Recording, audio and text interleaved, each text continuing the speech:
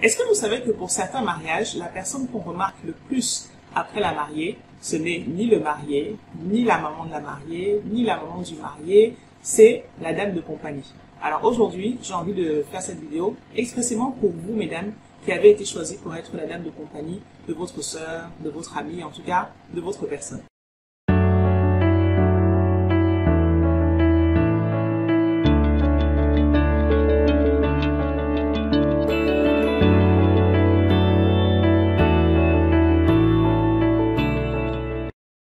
Bonjour à tous et bienvenue sur votre chaîne Mélanie Wabo Weddings. J'espère que vous allez bien depuis la dernière vidéo.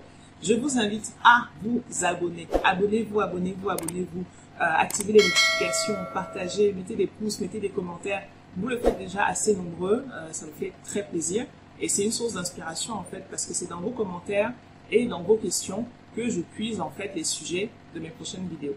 Donc n'hésitez pas, vous abonnez, vous partagez, vous likez. Vous laissez des commentaires. Si vous ne voulez pas les laisser de manière publique, vous avez de toute façon dans les descriptifs de toutes mes vidéos tous les moyens de me joindre. Donc suivez-moi sur les réseaux sociaux, etc., etc. Alors aujourd'hui j'ai envie de faire cette vidéo qui s'adresse particulièrement à la dame de compagnie. La dame de compagnie fait partie des personnes tellement importantes dans l'organisation d'un mariage. Elle est importante pour la future mariée. Elle est importante pour les prestataires avec qui elle est en contact parfois. Elle est importante pour le wedding planner. C'est vraiment une personne ressource dont l'apport est inconsidérable.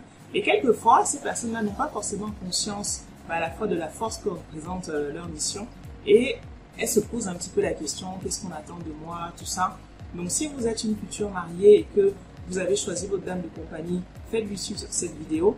Si vous avez été choisi comme dame de compagnie et que vous ne savez pas trop à quoi vous attendre, je pense que ça va vous intéresser. Et de toute façon, si vous êtes intéressé de manière générale par l'organisation du mariage, par les belles choses, par ce que fait Mélanie Wabo, voilà, vous êtes les bienvenus. Donc je vais vous donner 5 qualités essentielles pour être une dame de compagnie vraiment au point. La première qualité essentielle pour une dame de compagnie, c'est la disponibilité.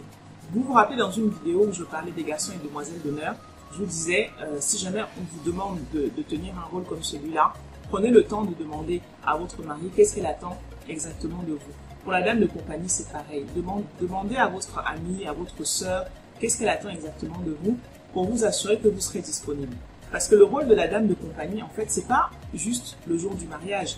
Si elle vous a choisi pour être sa dame de compagnie, c'est en fait à partir du jour où vous direz oui jusqu'au jour du mariage. C'est lui tenir compagnie dans tous ses préparatifs, en fait, l'accompagner à ses rendez-vous avec les prestataires, l'accompagner peut-être à l'essayage de sa robe de mariée, l'accompagner choisir les dragées, l'accompagner prendre ses chaussures, que sais-je. Donc si jamais vous êtes une dame de compagnie, à la base ça vient de là, j'aurais peut-être dû commencer par là, à la base ça vient de là, la dame de compagnie c'est celle qui tient compagnie à la reine, à la princesse. La reine du jour c'est la future mariée, vous êtes avec elle, donc ça suppose que vous soyez disponible. Disponible avant le mariage, disponible complètement le jour du mariage et même un petit peu après si jamais elle a besoin de vous. La deuxième qualité indispensable pour une dame de compagnie, c'est la discrétion. La discrétion parce qu'en fait, si vous êtes aux côtés de la mariée pendant tous les préparatifs de son mariage, ça veut dire que vous savez pratiquement tout sur l'organisation de ce mariage. Vous connaissez son thème, vous connaissez ses couleurs, vous connaissez son budget, vous avez accès peut-être à la liste des invités, vous savez peut-être qu'il y a des petits clashs dans la famille. Il y a plein d'informations en fait que vous aurez. C'est pas pour les communiquer à d'autres. C'est pas pour vous retrouver la semaine d'après en train de boire un verre avec d'autres copines et de commencer à leur dire que ah ma copine, tu sais que sur tel mariage il y a ceci, il y a cela. Non. Vous aurez plein d'informations. S'il vous plaît, soyez discrète et gardez-les pour vous. La troisième qualité essentielle pour une dame de compagnie, et elle va être un petit peu liée à la précédente, c'est d'avoir un esprit de protection. Un esprit de protection parce que, je le répète souvent, et je le répéterai encore souvent, le malin aime s'inviter à la table des gens heureux. Vous m'entendez souvent dire ça. Pendant les préparatifs du mariage, votre personne, donc que ce soit votre sœur ou votre amie, que vous accompagnez dans ces préparatifs-là, elle sera soumise à plein de choses. Elle sera soumise à plein de pressions. Peut-être même que votre amitié sera aussi soumise à un certain nombre de pressions, d'éléments extérieurs, des embrouilles qui vont vous tomber dessus. Vous ne savez même pas exactement d'où ça vient, comment ça a commencé. Vous vous connaissez depuis 20 ans, vous n'avez jamais eu ce type de problème. Il va s'agir de protéger votre personne. de la protéger un petit peu de ces attaques extérieures, de prier beaucoup avec votre future mariée, et même sans elle, hein, priez beaucoup pour elle, exactement, pour la réussite de ce mariage, pour l'accomplissement de la volonté de Dieu dans leur union, n'est-ce pas? Ayez cet esprit de protection, cette bienveillance en fait, avec laquelle vous allez l'entourer. Ça va vraiment lui faire du bien pendant tous les préparatifs parce qu'il y aura des moments de stress et elle saura qu'elle a choisi la bonne personne. Et cette bienveillance, elle s'exprime avec un regard. Hein. Il y a des mariés, je vous assure, le jour de leur mariage, j'ai été profondément émue par la force de l'amitié, de la complicité qu'il pouvait y avoir entre une mariée et sa dame de compagnie, que ce soit sa sœur ou que ce soit une amie, parce qu'en un regard, il suffisait d'un regard et elle était apaisée. On sent que la mariée a un petit doute, elle la cherche des yeux, elle la regarde, et voilà, tout de suite ça va beaucoup mieux. Donc cette bienveillance et cet esprit de protection sont vraiment indispensables. La quatrième qualité, c'est l'anticipation. Alors l'anticipation va surtout vous être utile si jamais vous êtes en train d'organiser un mariage sans wedding planner. Il va falloir anticiper beaucoup de choses au fur et à mesure que vous aurez les séances de travail, les réunions avec les prestataires, tout ça. Si jamais dans la journée, vous êtes à la fois la dame de compagnie et le wedding planner et le référent des prestataires, ce que je ne recommande absolument pas. Vous savez que souvent, je demande à ce que la dame de compagnie n'ait aucun autre rôle.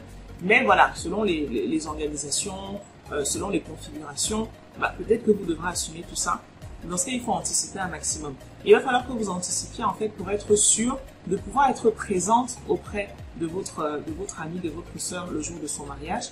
Anticiper peut-être les problèmes de livraison de gâteaux, anticiper le check des prestataires, faites le maximum de choses que vous pouvez faire avant la journée du mariage, d'accord, pour être sûr de ne pas lui lâcher la main, d'être vraiment dans son champ de vision, d'être auprès d'elle pendant toute la journée du mariage. Le cinquième point, c'est l'honnêteté. Si jamais cette personne vous a choisi pour être sa dame de compagnie, c'est qu'elle vous fait confiance. C'est que votre voix, en fait, votre voix porte, elle a une importance pour elle. Donc, si vous allez l'accompagner choisir sa robe et que vous trouvez qu'elle lui va absolument pas, s'il vous plaît, ne lui dites pas « Oh, ma chérie, tu es magnifique dans cette robe ». Non. Alors, vous allez choisir les bons mots pour le lui dire. Hein. Il ne s'agit pas non plus de manquer de tête.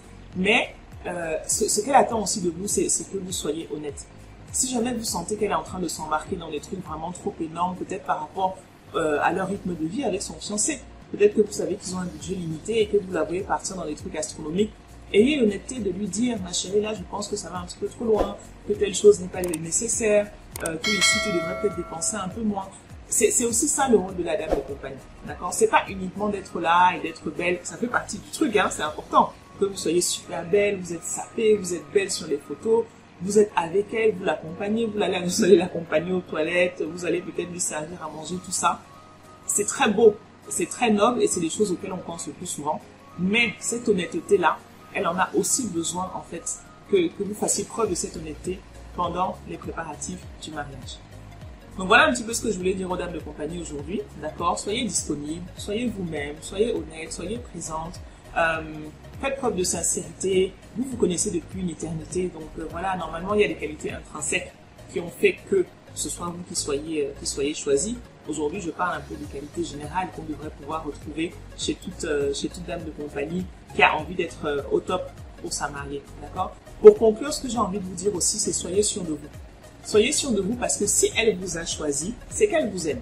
Il y a des rôles qu'on peut imposer à une future mariée. Dans certaines familles, on peut lui imposer sa marraine, on peut même quelquefois imposer les témoins, mais je vous assure de tous les mariages que j'ai organisés, toutes les personnes que j'ai pu accompagner, je n'ai jamais vu une future mariée à qui on a imposé sa dame de compagnie. Donc si elle vous a choisi, c'est en son âme et conscience, votre personne, elle n'est pas folle, on est d'accord, on l'a pas attachée. Il y a certaines personnes qui ont un pacte d'amitié en fait, depuis qu'elles sont toutes petites, elles savent qu'elles seront la dame de compagnie l'une de l'autre. Il y a des amitiés qui se créent au fil du temps, quelquefois ce sont des sœurs, il y a plein de formats possibles. Mais en tous les cas, si elle vous a demandé à vous, veux-tu être madame de compagnie, c'est qu'elle a une totale confiance en vous. Donc quand je dis soyez sûr de vous, c'est pourquoi? Parce qu'il y aura des moments en fait où vous aurez peut-être un petit doute sur la force de votre amitié. Mais ça c'est normal et comme je le disais, ça fait partie de ce moment de protection aussi. Il y a des moments où votre personne, elle va péter un câble et vous allez vous demander mais qu'est-ce qui lui arrive? Vous aurez peut-être envie de claquer la porte et lui dire que vraiment reste avec ton mariage là. Ne faites pas ça. Ou si vous le faites de toute façon très rapidement, vous reviendrez dessus, vous allez vous poser et puis vous allez vous calmer. Il y aura des moments aussi au moment de la préparation, par exemple, d'un enterrement de vie de jeune fille. Ça met la dame de compagnie à rude épreuve, hein, parce que vous avez autorité. Elle vous a choisi, vous avez autorité pour dire, cet enterrement de vie de jeune fille, voilà comment il va se passer, on va aller à gauche, et entre guillemets, celle qui n'est pas contente n'a qu'à ne pas venir, mais il y aura des moments, en fait, où il faudra que vous fassiez entendre votre voix, et que vraiment vous preniez autorité, parce que, entre guillemets, on vous a donné le poste, donc ça veut dire que vous pouvez aussi prendre des décisions. Ne vous sentez jamais en compétition avec la mère de la mariée. Ne vous sentez jamais en compétition avec ses sœurs, au cas où vous êtes une dame de compagnie qui n'est pas une de ses sœurs. Ne vous sentez pas non plus en compétition avec le wedding planner. Je parle là des personnes qui sont très présentes en fait autour de la mariée, mais qui à aucun moment ne peuvent vous remplacer. D'accord? Ça m'est arrivé d'avoir des dames de compagnie qui s'effaçaient un petit peu trop. Et ce que je prends souvent comme métaphore, je leur dis, vous savez quoi? Moi, le wedding planner, je suis là pour faire une partie du chemin avec vous, avec la mariée, avec ce couple. Vous connaissez depuis 20 ans. Et en fait, à un moment, le train va s'arrêter à la gare. Moi, je vais descendre et vous allez continuer. D'accord? Donc, prenez vraiment autorité. Sachez que c'est un honneur d'être choisi comme dame de compagnie. C'est un honneur aussi d'accepter de l'être. Donc, en fait, c'est un honneur pour toutes les deux. Montrez-vous à la hauteur de ça. Profitez de tous les moments que vous allez partager ensemble. Ils sont énormes, ils sont intimes et ils sont profonds. Ces moments de préparatifs où vous allez parler de choses aussi futiles que le choix d'une boîte à dragées, mais également de choses aussi profondes que le sens du mariage. Pourquoi est-ce que c'est ce gars-là que tu as choisi d'épouser? Qu'est-ce que ça signifie pour toi? Tout ça, tout ça, tout ça. Je vous invite vraiment à entrer dans la profondeur de cette fonction qu'est la dame de compagnie et pas juste à vous arrêter au côté, voilà, je serai la plus belle et je serai à côté d'elle sur les photos et on ne verra que moi et peut-être que ce jour-là, je trouverai aussi mon prince charmant. Voilà, c'était mes conseils du jour pour être une dame de compagnie on point, d'accord? Si jamais ça vous a parlé et que vous voulez laisser des commentaires, encore une fois, ça me fera super plaisir. Si vous n'êtes pas encore abonné, abonnez-vous, activez les notifications, commentez, likez, partagez, faites tout ce que vous voulez, mais que j'ai le sentiment que voilà, que ce que je partage avec vous vous est utile et que vous en voulez encore. C'était Mélanie Wabo, votre wedding planner. Je vous dis à très bientôt.